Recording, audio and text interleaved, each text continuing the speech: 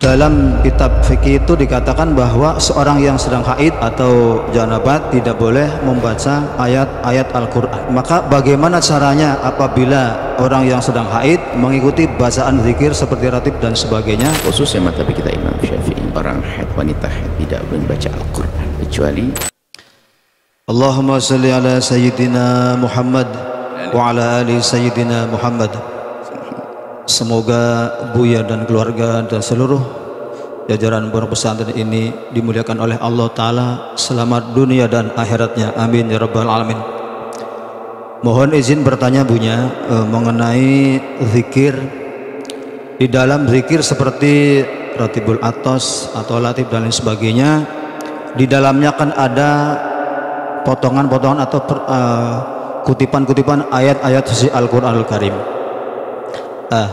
Maka dalam kitab fikih itu dikatakan bahwa seorang yang sedang haid atau janabat tidak boleh membaca ayat-ayat Al-Quran.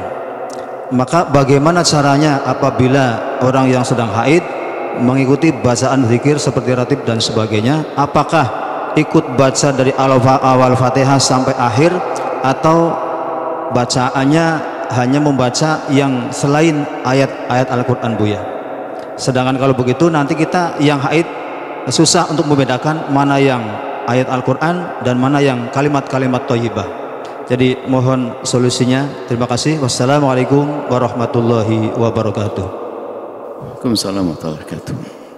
Di dalam madhab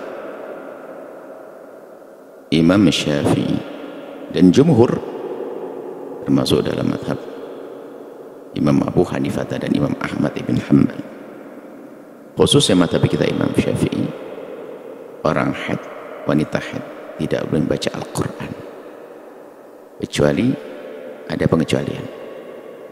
Ada dua: jika membaca potongan ayat Al-Quran atau membaca ayat Al-Quran yang memang untuk tahsun, untuk menjaga diri, sama untuk berzikir. Itu disebutkan para ulama. Untuk tahassun membaca ayat-ayat untuk penjagaan. Kalau Nabi itu mengajarkan kalau kamu mau tidur baca ayat kursi, kemudian akhir Baqarah, Amanah Rasul, kemudian baca qul huwallahu qul falaq qul a'udzu birabbin nas. Itu kan ayat Al-Quran semuanya, tapi tujuannya untuk apa? Untuk menjaga diri atau untuk zikir. Seperti la ilaha illallah kan ada dalam Al-Quran juga, la haula wala quwata illa billah dalam Quran, atau yang dalam Quran yang digunakan untuk berzikir. Jika Al-Quran diambil untuk tahassun, untuk menjaga diri dan untuk berzikir, maka dalam madhab kita Imam Syafi'i, wanita pun membacanya juga tidak ada masalah. Ya, ini adalah masalah membaca Al-Quran di dalam madhab Imam Syafi'i kalau untuk tahassun, untuk zikir. Di dalam madhab Imam Syafi'i yang dikukuhkan kalau membaca Al-Quran untuk Al-Quran, bismillah, sengaja membuka Al-Quran atau membaca Al-Quran untuk bismillahirrahmanirrahim, maka itu yang tidak diperkenankan dalam madhab kita Imam Syafi'i dan jumhur, kecuali hanya membaca dengan bibirnya bergerak tapi tidak keluar suara. Oh, ini repot.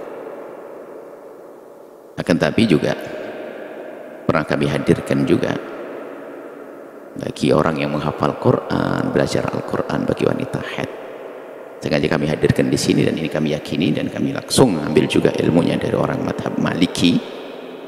Dalam madhab Imam Malik rahimahullah ta'ala, kalau anda dalam keadaan haid, anda bisa membaca Al-Quran, bukan mengikat, bukan menyentuh, memegang, membaca Al-Quran, biarpun bukan untuk zikir dan bukan untuk, tapi hanya untuk, ini dipersempit. Padahal di dalam madhab Malik lebih luas, dipersempit untuk belajar dan mengajar, untuk menjaga hafalan. Nah, haidnya 14 hari, lupa itu hafalannya. Nah, jadi ada kemudahan-kemudahan. Jadi begitu. Dan ini bukan madhab sesat, oh bukan, madhab besar. Dan kami sampaikan dalam, kalau pernah dengar pertanyaan-pertanyaan yang pernah ditanyakan, sudah ada sebetulnya pertanyaan ini. Jadi seperti itu. Jadi kalau anda pengen belajar, kadang di kampung ustadzah hanya satu-satunya, haidnya 14 hari, madrasah diniyahnya batal, nanti nggak boleh ngajar Al-Quran. Nah, ini kan perlu ambil madhab ini, jangan kaku-kaku juga dengan saya madhabnya Syafi'i.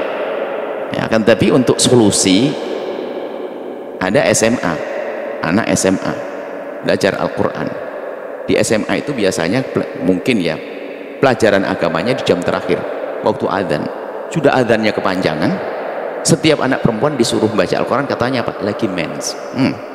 Kan bahaya. Nggak ada mazhab Malik, aja nggak bisa-bisa 3 tahun men terus dia. Ada ini bukan main-main madhab, tidak. Tapi ibu yang normal ya enggak perlulah pakai gaya-gaya Malik begitu. Ini untuk solusi untuk belajar ngajar ustadzah di kampung. Ini kejadian betul ustadzah ini. Kita menemukan ustadzah di kampung satu-satunya, yang lain pada nggak mau ngajar. Jadi wali pada nggak mau. Ustadzah satu-satunya di kampung. Headnya panjang lagi.